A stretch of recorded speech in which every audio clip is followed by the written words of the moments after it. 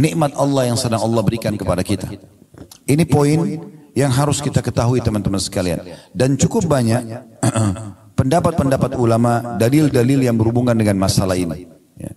Kalau takdir Allah itu semuanya baik. Di antaranya sabda Nabi SAW yang masyhur hadis riwayat Muslim, ajaban li amri mu'min, sungguh mengagumkan perkaranya orang-orang beriman. Lalu kata Nabi SAW, inna amrahu kulluhu khair, atau kulluhu khair, semua perkaranya orang mukmin itu baik.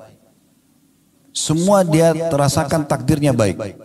In asabahu sarra syakar, kalau dia diberikan nikmat dia bersyukur. Wa in asabahu dharra sabar, kalau dia diberikan ujian maka dia sabar. Wala yakunu dzalika illa lil mu'min, dan itu tidak dimiliki kecuali oleh orang beriman. Kata ulama menanggapi hadis ini, menandakan bahwasanya baik itu sebuah nikmat yang melimpah, maka itu adalah kebaikan, takdir Allah SWT yang baik. Baik itu sebuah ujian, juga itu adalah takdir yang baik Allah SWT. Tapi orang beriman yang bisa menilai ini.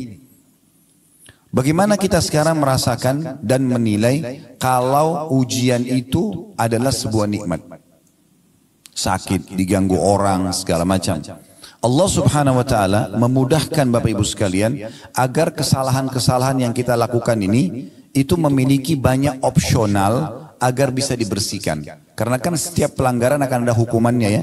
Misal Bapak Ibu kerja di satu perusahaan, maka kalau orang melanggar peraturan perusahaan akan ada hukuman. Kalau mungkin biasa di perusahaan itu SP, surat peringatan 1, SP1, SP2 dan seterusnya. Nah sampai terakhir puncaknya di PHK misalnya, ada hukuman. Nah orang juga kalau melanggar hukum Allah ada hukumannya. Allah memberikan banyak kita opsi supaya hukuman yaitu tidak menimpa kita. Seperti misalnya taubat. Selain taubat datangnya ujian-ujian. Sakit, gangguan orang. Ternyata itu menyelamatkan kita dari siksaan nanti di akhirat karena perbuatan kita. Makanya Nabi SAW mengatakan dalam sebuah hadis riwayat Muslim, tidak ada yang menimpa seorang muslim dari letih, tidak ada yang menimpa seorang muslim dari letih, capek, gangguan orang, penyakit, bahkan duri yang menusuk tubuhnya kecuali jadi pengampunan dosa-dosanya. Kalau ada sesuatu yang Bapak Ibu tidak suka terjadi dalam hidup, perhatikan baik-baik. Kalau itu memang menimpa Anda dan tidak umum menimpa orang, biasanya memang disebabkan karena kesalahan kita sendiri. Ada orang sengaja balap-balap, ugal-ugalan jatuh, patah, tabrakan, lumpuh karena perbuatan dia. Nah orang banyak menilai juga ini sebagai takdir buruk, sebenarnya tidak. Bukan seperti itu. Bahkan kemahamurahan Sang Pencipta Allah ini luar biasa Bapak Ibu sekalian. Sampai-sampai Allah memberikan kita kebebasan sepenuhnya untuk memilih. Bapak Ibu pada saat mau hadir di sini tadi, kan tidak ada dalam syariat Islam harus pakai baju warna ini. Hari Senin misalnya harus pakai baju warna ini, hari Selasa harus pakai warna ini, ya harus pakai penutup kepala warna ini, tidak ada sama sekali. Yang ada disuruh pakai pakaian tutup aurat, selesai. Setelah itu bebas kita. Kan begitu. Dan terlalu banyak khiyarat atau pilihan-pilihan yang Allah berikan kepada kita, termasuk dalam memilih makanan, memilih minuman, memilih tempat kerja, memilih pasangan hidup, semua di tangan kita. Di saat seseorang mau menikah misalnya, Allah hanya mudahkan dia memiliki pilihan 1, 2, 3, 4, 5, lalu dia yang tentukan, saya mau nikah sama si A. Ada perusahaan A, B, C dia mau kerja, dia tinggal tentukan, saya mau kerja di perusahaan B misalnya. Semua diberikan kesempatan. Bahkan lebih besar daripada itu, untuk beriman ataupun kafir kepada Allah, Allah mengatakan faman syaa'a falyu'min wa man syaa'a falyakfur. Siapa mau beriman silahkan, maka dia akan dapat semua apa yang dijanjikan untuk orang beriman. Kebahagiaan di dunia dan juga balasan sempurna di akhirat. Wa man syaa'a falyakfur. Siapa yang mau berkufur silahkan saja. Nanti teman-teman sekalian, orang-orang kafir yang masuk ke dalam neraka itu masuk ke dalam neraka dalam kondisi meyakini keadilan Allah Subhanahu wa taala. Karena yang membuat mereka masuk pilihan mereka sendiri. Begitu luar biasanya Allah berikan kebebasan kita untuk memilih. Tinggal bagaimana kita menentukan jalan kita masing-masing. Banyak pendapat ulama tentang masalah ini, diantaranya adalah pendapat Syekh Utsaimin rahimahullah, salah satu ulama di Saudi yang sudah meninggal. Beliau mengatakan kurang lebih terjemahnya, takdir itu tidak ada yang buruk. Takdir tidak ada yang buruk. Yang buruk hanyalah yang ditakdirkan atau al-makdur, artinya makhluk yang merasakannya jelek. Tapi Allah tidak menentukan yang jelek itu. Takdir jika dilihat dari perbuatan Allah, semua takdir itu adalah baik. Sebagaimana disebutkan dalam sebuah hadis, kejelekan tidak disandarkan kepadamu ya Allah. Jadi ada potongan doa teman-teman sekalian, itu disebutkan dalam riwayat Muslim, ya, bahwasanya wasyarru laisa ilaik. Keburukan tidak akan pernah disandarkan kepadamu ya Allah. Itu Nabi SAW sering baca dalam sholat beliau. Ya. Maka kata Syekh Utsaimin rahimahullah, sebagaimana dalam potongan hadis, kejelekan tidak disandarkan kepadamu. Jadi takdir Allah itu selamanya tidak ada yang jelek. Karena ketetapan takdir itu ada karena rahmat dan hikmah Allah. Kejelekan murni hanya muncul dari pelaku kejelekan itu sendiri. Karena Allah sudah tentukan ya, misalnya ada pelanggaran akan kena hukuman ini. Nah karena dia melanggar, dia kenalah hukuman tersebut. Nah biasanya orang anggap itu adalah takdir buruk. Padahal sebenarnya bukan takdir buruk. Itu takdir baik. Bahkan seringkali Bapak Ibu sekalian, ada hal-hal yang kita anggap buruk, ya, padahal sebenarnya itu bentuk kasih sayang Allah kepada seorang hamba. Nanti akan saya berikan contoh dalam masalah itu. Saya selesaikan dulu apa yang dikatakan oleh Syekh Utsaimin rahimahullah. Kata beliau, jadi kejelekan itu murni hanya muncul dari pelaku kejelekan, sedangkan Allah itu hanya berbuat baik selama-lamanya. Ini beliau jelaskan dalam syarah hadis Arba'in Nawawi beliau di halaman 88. Yang saya katakan tadi contohnya Bapak Ibu sekalian adalah pelaku kriminal. Semua hamba Allah subhanahu wa ta'ala kalau ingin melakukan satu perbuatan kriminal. Kriminal ini berarti pelanggaran. Bahasa agamanya maksiat. Ya. Yang Allah sudah tentukan sebagai pelanggaran. Berzina, mencuri, membunuh, apa saja. Pasti Allah subhanahu wa ta'ala akan berikan kepada dia sinyal rasa khawatir dan takut. Di saat dia mau masuk hotel berzina misalnya, pasti ada rasa takutnya, rasa khawatir. Dia mau mencuri begitu, dia mau membunuh begitu, supaya dia tidak melakukannya. Dan Allah maha tahu, kalau dibiarkan dia melakukan, maka ada konsekuensi hukuman. Allah akan datangkan hukuman karena pelanggarannya itu, maka Allah berhentikan dia dengan rasa takut itu. Tapi kalau tetap saja dia lakukan, maaf, tetap dia masuk ke dalam kamar hotel, tetap saja dia masuk ke kamar hotel, tetap dia berzina misalnya, maka Allah datangkan peringatan yang lainnya. Peringatan yang lain itu adalah seperti misalnya ada orang yang melihat dia, supaya dia merasa malu. Kalau dia tidak mau juga tahu itu, tetap diulangi terus perbuatannya, peringatan lebih besar datang. Sampai pada tingkat ada orang yang terjadi gempa, rubuh hotel tersebut, ditemukan jenazahnya lagi dalam kondisi tidak berpakaian. Allah permalukan. Itu pun semuanya dengan hikmah Allah subhanahu wa ta'ala. Karena kalau dibiarkan akan lebih berat hukumannya nanti di akhirat. Seorang pencuri misalnya, sebelum dia mencuri punya rasa takut. Allah datangkan, kalau dia berhenti maka dia akan aman. Tapi ternyata tetap aja dia mencuri. Allah datangkan sinyal yang kedua. Dilihat oleh orang lain tapi mungkin belum kepergok, belum ketangkap. Tapi sudah mulai orang tahu, oh si fulan itu pernah mencuri misalnya. Supaya dia kembali. Tetap dia mencuri, maka Allah buat dia kepergok. Puncaknya adalah ditangkap oleh massa, kemudian digebukin. Pada saat digebukin pun seorang maling itu sebenarnya itu bentuk kasih sayang Allah. Karena kalau tidak digebukin dia tidak mau berhenti orang ini. Maka Allah punya cara memberhentikan dia supaya dia tidak mengulanginya. Berapa banyak orang yang diuji dengan penyakit kronis, diuji dengan segala macam hal, ternyata itu ada hikmah yang sangat besar. Ada seorang anak muda di rumah sakit di Riyadh, kejadian nyata Bapak Ibu sekalian. Dia naik mobil, bawa mobil terus tabrakan, kakinya patah. Subhanallah, sudah 3 tahun di rumah sakit. Satu waktu ada seorang syekh datang.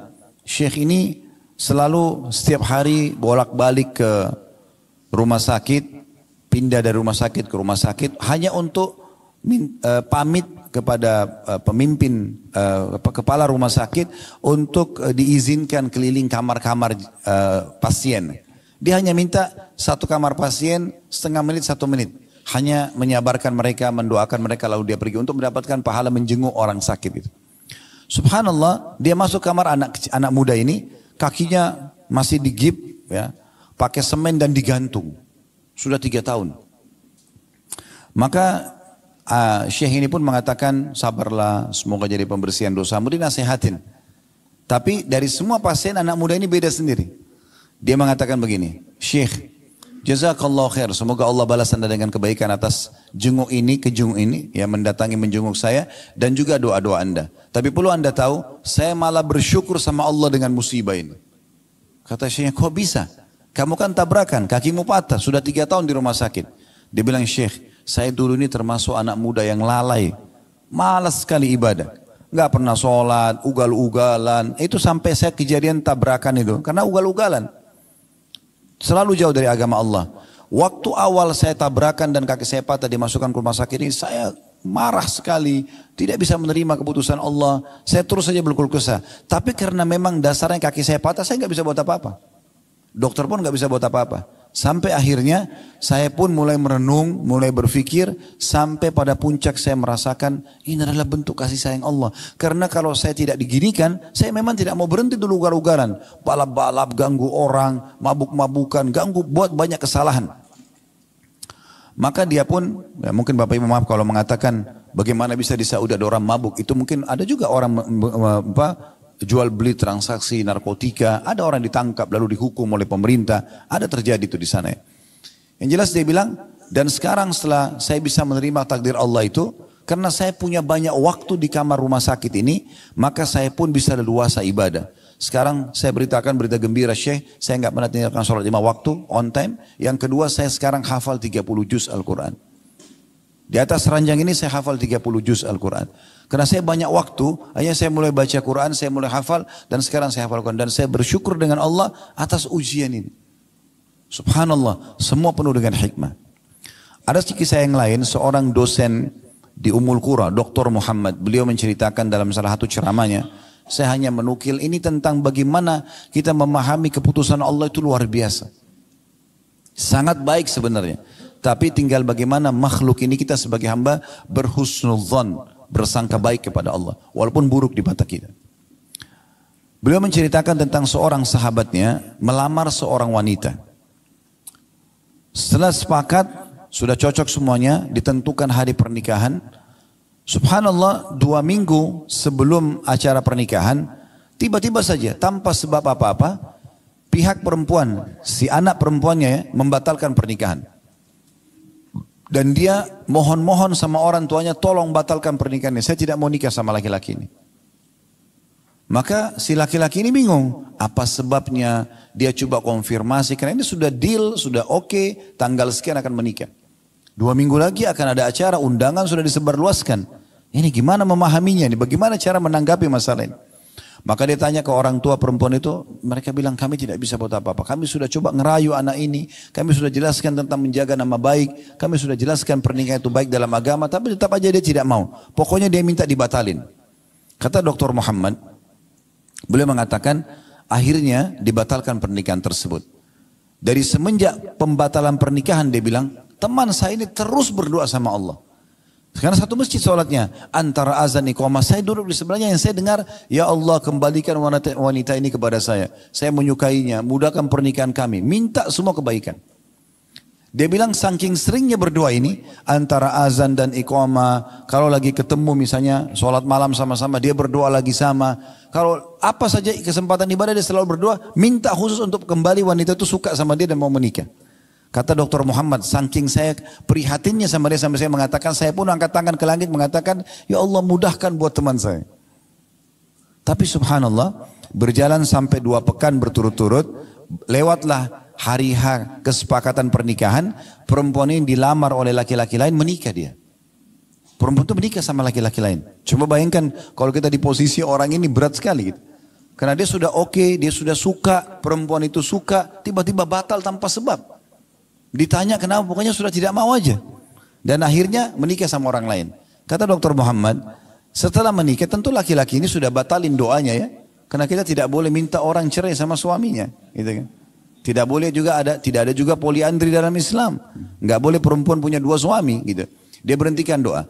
Lalu dia bilang, Dr. Muhammad yang cerita, saya baru melihat hikmah Allah subhanahu wa ta'ala, bagaimana sayangnya Allah sama teman saya ini, justru setelah wanita itu nikah sama laki-laki yang jadi suaminya sekarang. Sebulan setelah pernikahan, payudara laki perempuan ini, itu sebelah kanan kena kanker ganas dan harus dipotong. Ini bulan pertama pernikahan. Ya kalau kita bilang Indonesia masih bulan madu.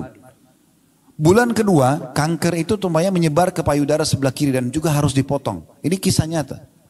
Dan bulan ketiga, urat saraf otak bagian belakang wanita ini itu ada bermasalah sampai membuat kedua matanya buta. Dan di bulan keempat wanita itu meninggal dunia.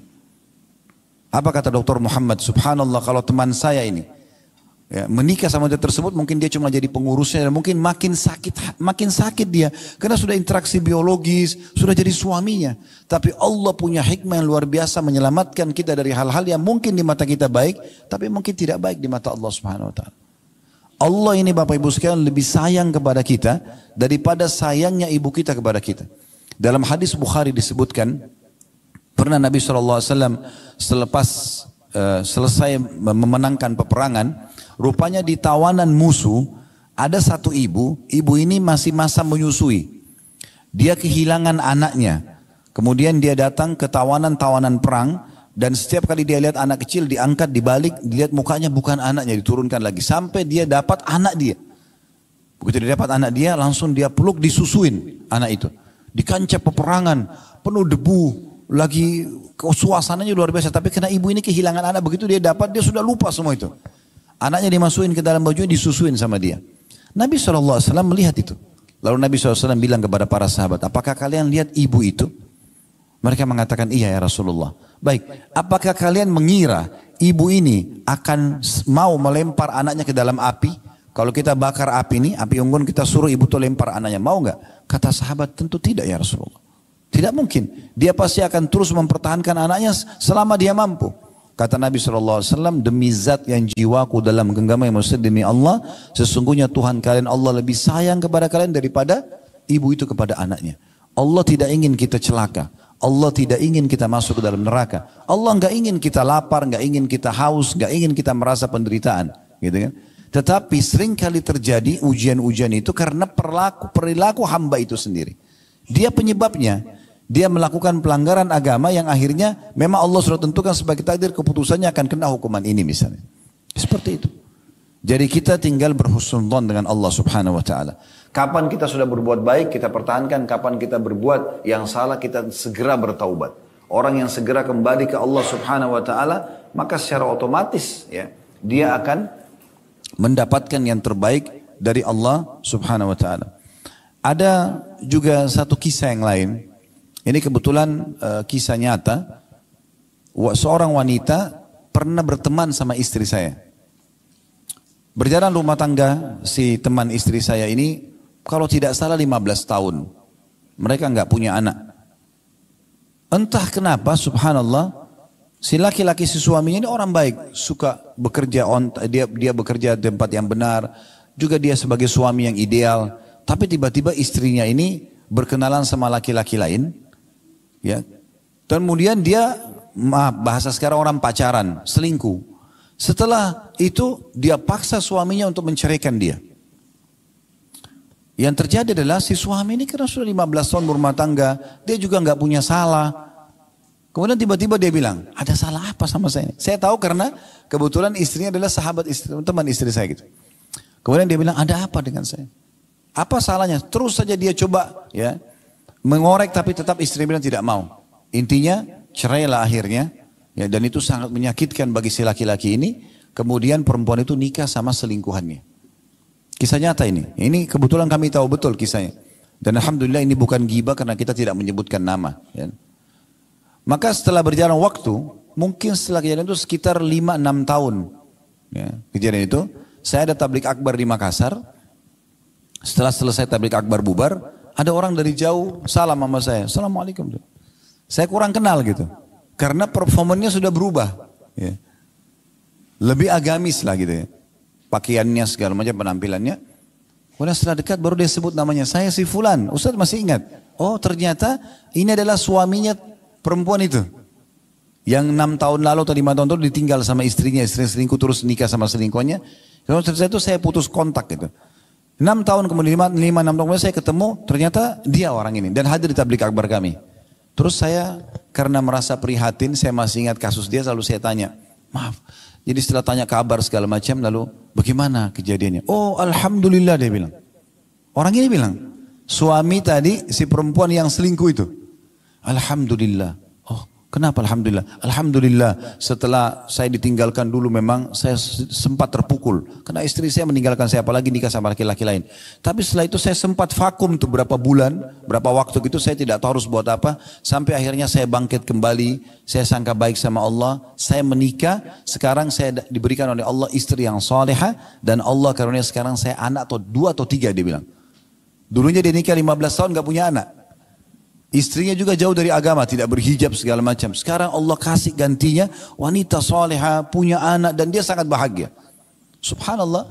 Kata Nabi SAW apa? Innamas sadmatu fil ula. Sebenarnya pukulan yang dirasakan dari ujian itu hanya di awal saja. Setelahnya itu sudah jadi biasa sebenarnya. Tinggal bagaimana kita harus memahami poin penting Bapak Ibu sekalian. Memang dalam kehidupan kita di muka bumi ini ada 2 sayap kita. Kalau saya bahasakan sayap supaya mudah difahami. Sayap yang pertama supaya berimbang. Tapi ini dua-duanya harus berimbang kiri kanan ya. Itu adalah syukur di saat nikmat ada. Sayap kedua, sabar di saat ujian ada. Ini 2 sayap tidak boleh berpisah. Dan dua-duanya ini dengan hikmah Allah SWT. Semua takdirnya Allah baik di situ.